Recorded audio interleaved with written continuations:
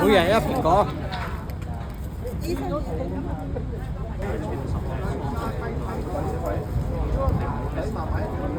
即係個蘋果對你嚟講有咩意義㗎？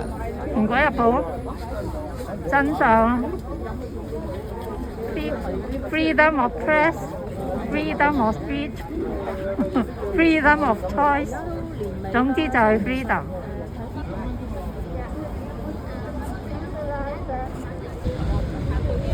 我哋嘅蘋果自備喎。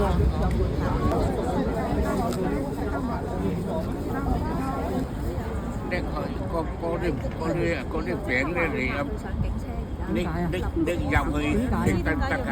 可以。